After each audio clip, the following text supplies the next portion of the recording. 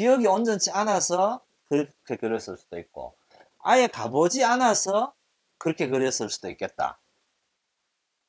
그러니까 실경이고 사경이라고 하지만은 실제 보지 않은 풍경을 본 것처럼 그렸을 수도 있겠다. 이제 그렇게 판단할 수도 있지 않을까. 이게 사실은 하나일 뿐일 텐데 표현되어지는 거는 여러 가지 형태로 표현되어지는 걸로 봐서 어쨌든 약간의 왜곡이 있는 표현이다. 이게 저기 정자라는 게 크게 집 모양이라는 크게 중요하진 않지만은 어쨌든 저렇게 표현되어질 수 있다는 것은 그 시대의 그림에 다른 영역에서도 똑같은 방식의 사고는 되고 있지 않았을까. 자, 이거는 이제 71세 때에 그린 인왕제색도라는 그림입니다. 자, 이건 화합미술관 소장으로 되겠는데요. 이 그림은 이제 이건희가 죽으면서 기증이라고는 하지만은 뭐 세금 대신 내는 것 비슷하게 해서 국립중앙박물관에 들어가 있는 그림입니다. 지금은 중앙박물관 소장으로 되어 있습니다. 자, 이 그림에는 겸재가 그동안 쭉 그려왔던 자기의 표현 양식이 다 들어있는, 소나무도 이렇게 그려져 있고 바위도 이렇게, 네? 폭포, 인왕산에 폭포가 없잖아요. 근데 폭포를 그려놨어. 비가 오면은 일시적으로 물골이 생겨서 이제 물이 흐르긴 한다는 거죠, 거기도. 근데 이제 그거를 사실은 실제 폭포가, 아주 큰 폭포가 흐르는 것처럼 이제 그려져 있기는 하죠. 그래서 그동안 겸재정선이 그려왔던 많은 그림들에 나타나는 군데군데의 특성들이 이 그림에는 집약돼서 다 나타나고 있다라고 보여집니다. 실제 인왕산 저 그림에서 반대편에서 찍은 사진인데요. 그래서 여기에 뭐 폭포가 있을 데가 없잖아요.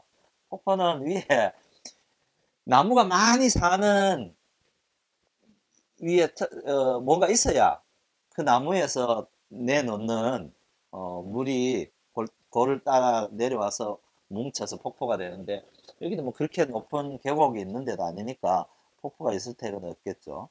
강세왕의 영통동구라는 그림입니다. 자, 이 그림에 아까 얘기했듯이 바위 막 이렇게 밝고 어두운 것처럼 명암이 들어있는 것처럼 했습니다.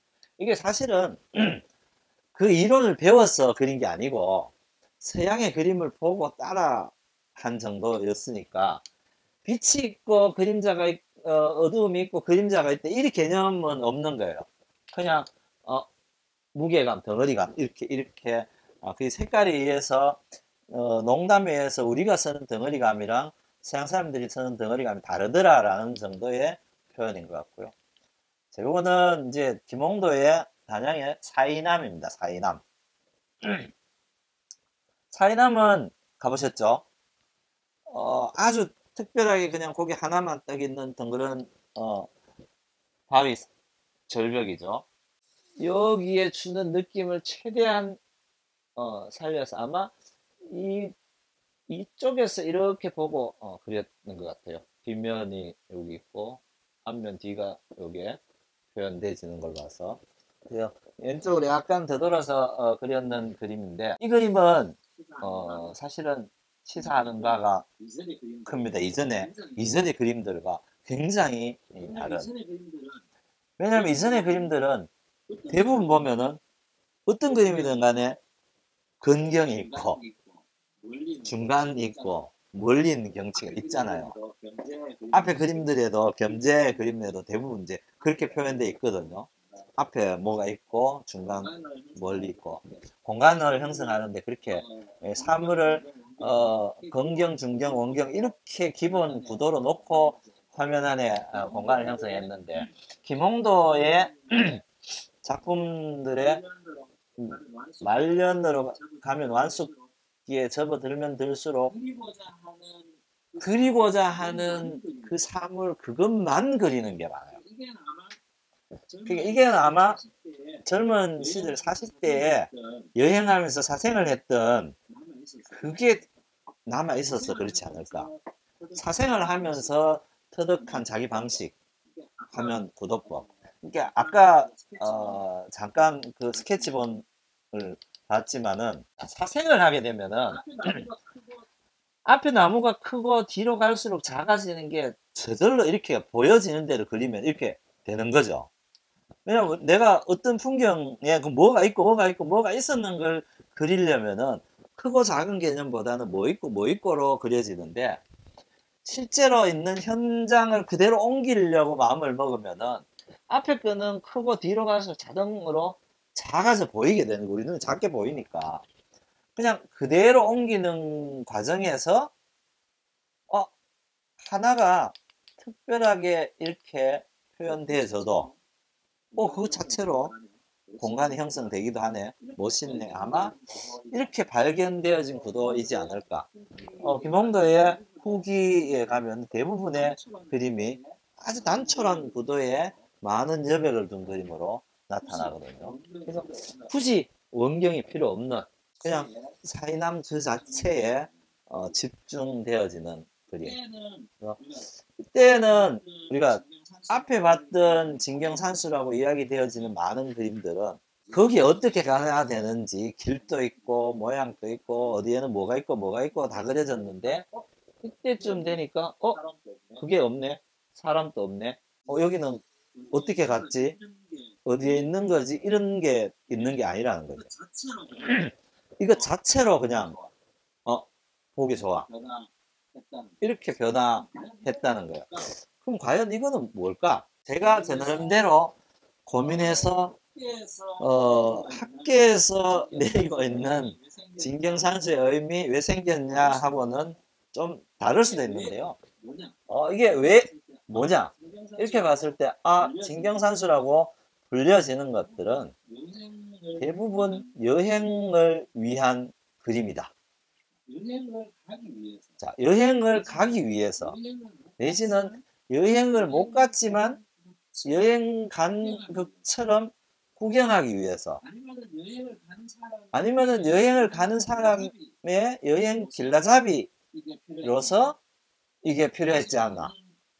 그래서 많은 진경산수라고 불려질 만한 것들이 단번 이런 한 그림 하나에 완성된 걸로 보여지기보다는 긴 여정을 계속 붙여서 여정을 완성하는 화첩으로 여행첩으로 남겨지게 됐지 않나. 그래서 진경산수라고 이야기되어지는 것은 18세기에 많은 사람들이 여행을 즐겨했는데 여행 문화가 낳은 결과물일 가능성이 대단히 높다.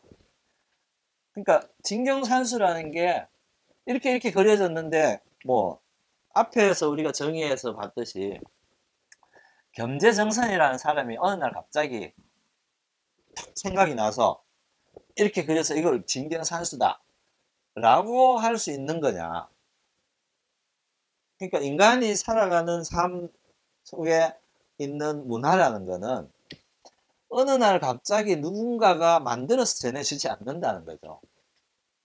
이거는 그렇게 나타나기 위한 지난한 과정이 필요한 거고, 그래서 그런 양식에 우리가 만약에 완성이 있다면은 완성이 될 만한 이유도 같이 존재하는 건데, 그러면 진경산수가 왜 생겨났을까라는 물음을 던져보고 그 답을 찾아보자면은 진경산수라는 형식의 그림이 필요했다. 필요하니까 화가가 그렸겠죠. 자, 이 21세기의 관점에서 보면은 세상이 필요해서 화가가 그리는 경우도 있지만은 20세기, 21세기에는 화가의 고통과 고민에 의해서 그려진 것이 세상에 내놓아서 통용되어지는 것이기도 했거든요. 왜 이렇게 가능했을까 보면은 20세기의 그림이라는 것은 상품화 되었어요. 상품화 되었다는 거는 우리가 백화점에 물건을 진열해 놓고 마트에 진열해 놓고 오는 사람이 진열된 물건을 사가잖아요. 마트에 오기 전에 백화점에 가기 전에 나 이런 거 만들어 주세요라고 주문해서 가지 않잖아요. 그러니까 가서 이제 만들어져 있는 거를 사가오죠. 20세기 그림이 상품화 되었다는 것은 마트의 물건처럼 화가가 미리 작업을 해서 내 그림을 그려놓고 사가세요라고 보세요라고 하는 방식으로 전개됐고 19세기 18세기로 돌아가 보면은 저 시대에는 화가가 내 이런 걸 그렸으니까 사가 가세요 이걸 보세요라는 게 아니었다는 거죠.